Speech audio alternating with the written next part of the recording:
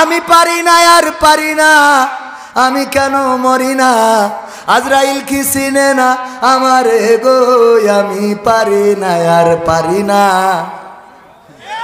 হয়তো 2 দিন পরে মরবো, আগে মরলে কি ক্ষতি, এই দুনিয়ার রং তামাশা বুঝলাম না রে একরতি। ও আমার ঘরের রমণী, সে যে কাল নাগিনী, আমারে বাজাইল 12টায়, আমি পারি না আর পারি না। ঠিক না বেঠি? বলে না বলে না। তবে পুরুষরা আমি ধন্যবাদ দিই, কত ভালো কত ভালো কত ভালো, যে নিজের মরণ ডাকে কিন্তু অন্যের মরণ চায় না। সুন্দর করে বলল আমি পারি না আর পারি না, আমি কেন মরি না। ঠিক না বেঠিক? এই গান যদি আমার মা বোনেরা গাইতো, আমার বউ যদি গাইতো, কি বলতো? আমি পারি না আর পারি না, আমার স্বামী কেন মরে না, আজরাইল কি চিনে না আমার কবির বিন সামাদ রে গো, আমি পারি না আর পারি না। মানে ওকে টার্গেট হলো যেন স্বামী তাড়াতাড়ি মরে। তুই মরিস না কেন? তোর আল্লাহ চোখই দেখে না কেন? আজরাইল তো চেনে না কেন? বাড়ির কুত্তা সব তাড়াবো, কুত্তা জন্য মনে আসে না? অভিশাপ আছে না নাই? আল্লাহর নবী বললেন, ওগো নারীরা, তোমরা বেশি বেশি সাদাকা করো, বেশি বেশি সাদাকা করো, বেশি বেশি সাদাকা করো, কারণ আমি মেরাজে যেয়ে দেখলাম অধিকাংশ নারীরা জাহান্নামী। আল্লাহর নবীকে প্রশ্ন করা হলো কোন অপরাধের কারণে? আল্লাহর নবী বললেন, অপরাধ অনেক, কিন্তু বড় অপরাধ কয়টা? জোরে বলেন কয়টা? সবাই বলেন কয়টা? এটা পুরুষদেরও শোনা দরকার, নারীদেরও শোনা দরকার, যাতে বাড়ি যেয়ে বলতে পারেন। কে শেখার দরকার আছে না নাই? বাড়ি যেয়ে বলবেন। কিন্তু মানে কিছু খাটাস মার্কা মুসাল্লি আছে, একজন শুনিয়েছে, হুজুর ওয়াজ করেছে যে যদি স্ত্রী নামাজ না পড়ে তাহলে স্বামী ওই স্ত্রীর কারণে জাহান্নামে যাবে। ও বাড়ি যেয়ে বলছে ওঠ, কেন? বলছে ওঠ, নামাজ পড়তে হবে। কে? তাহলে হুজুর আসিল যশোর থেকে, কবির বিন সামাদ, ও বলিছে যে যদি স্ত্রী নামাজ না পড়ে তো স্বামী জাহান্নামে যাবে। তবে তো অসুবিধা কি? অসুবিধা কি মানে?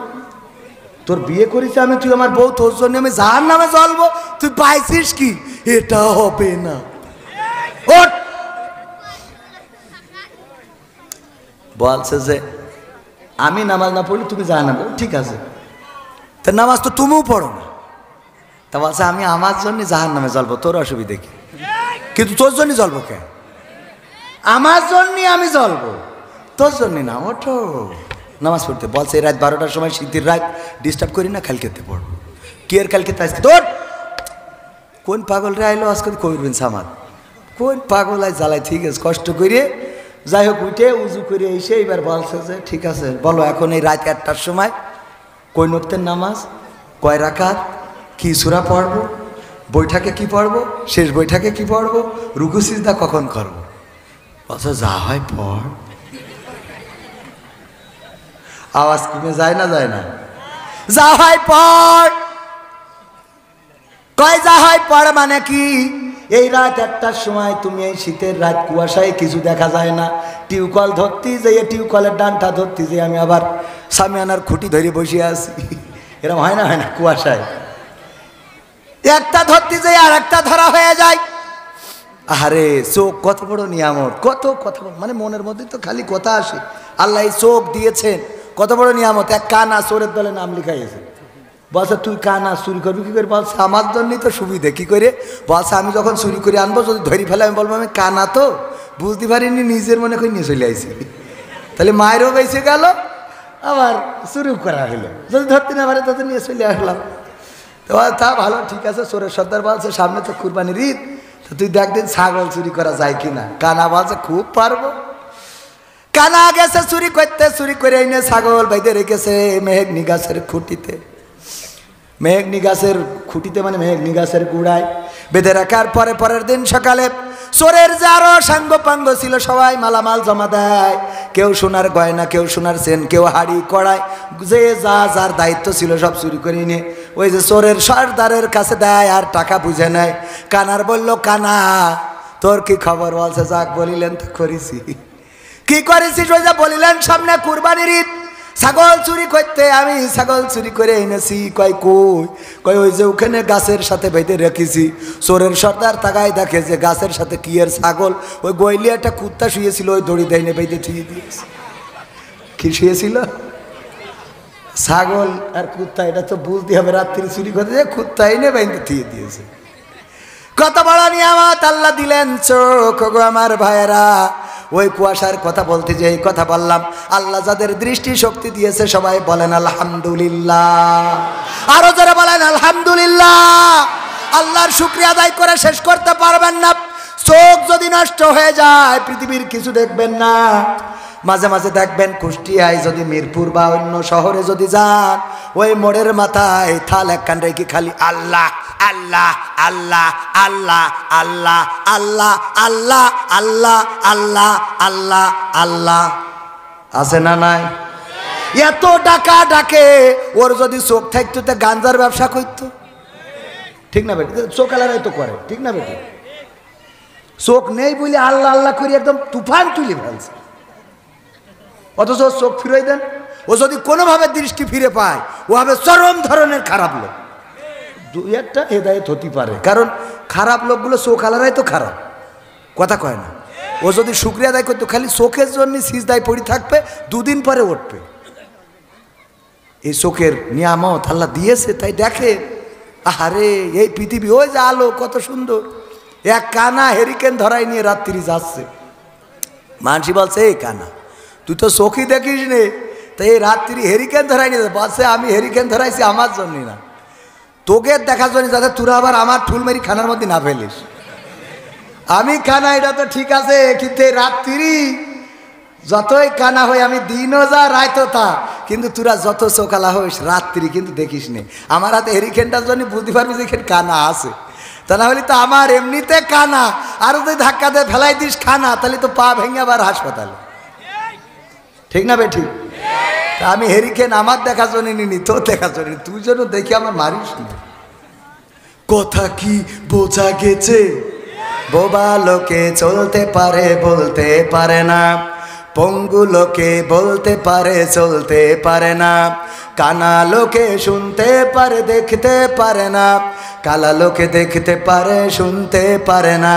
তুমি যদি তাদের চেয়ে একটু ভালো থাকো, তবে কেন শুকরিয়াটা আদায় করো না? তবে কেন শুকরিয়াটা আদায় করো না? তবে কেন শুকরিয়াটা আদায় করো না? চোখ দুটো দিল দেখতে তোমার, শুনতে দিল কান, জিহ্বা দিল স্বাদ নিতে আর নাকে সুঘ্রাণ, কথা কয় না?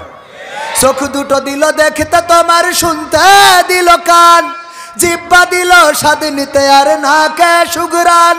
এবার তুমি ভেবে দেখো না, এবার তুমি ভেবে দেখো না কতটা সুখে তাপ, তবে কেন শুকরিয়াটা আদায় করো না? তবে কেন শুকরিয়াটা আদায় করো না? তবে কেন শুকরিয়াটা আদায় করো না? তবে কেন শুকরিয়াটা আদায় করো না? হাত দুটো দিল মারতে তোমার যখন যারে চাও, ঠিক কয়? ঠিক।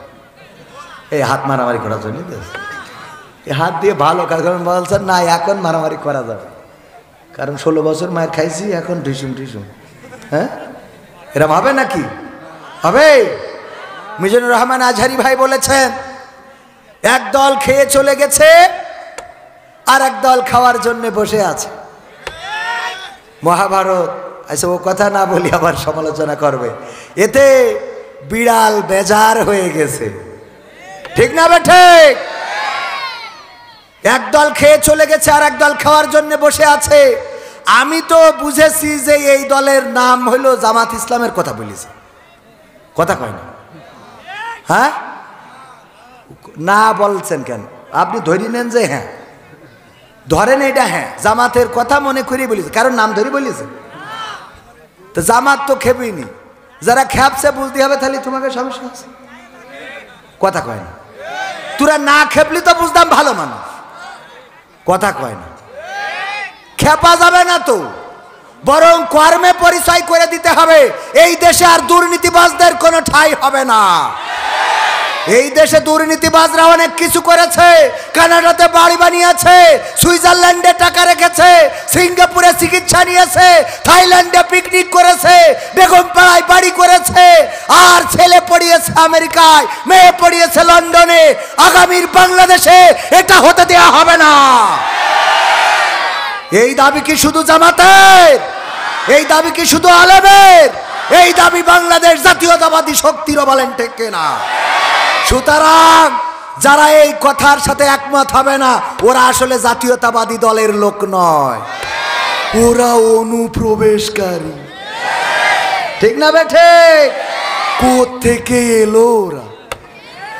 কোত্থেকে এলো ওরা? মাসুদ ভালো হয়ে যা। ঠিক না বেঠে? কারণ এই দেশ দুর্নীতিবাজদের আর আখড়া হতে দেয়া হবে না। কোন দুর্নীতিবাজের জন্য আমার ছাত্র জনতা রক্ত দেয় নয়, কোন দুর্নীতিবাজদের জন্য আমার আবু সাইদ বক্ষ পেতে দেয় নাই, কোন দুর্নীতিবাজদের জন্য আমার মুগ্ধ পানি বিতরণ করে না, কোন দুর্নীতিবাজদের জন্য ইয়ামিন শান্তরা জীবন দিয়ে শহীদ হয় নাই।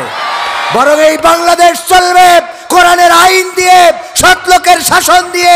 আর এটাতে যারা বাধা দেবে বুঝে নিতে হবে তারা তাদের প্রেতাত্মা, তারাই অনুপ্রবেশকারী, বলেন ঠিক কিনা?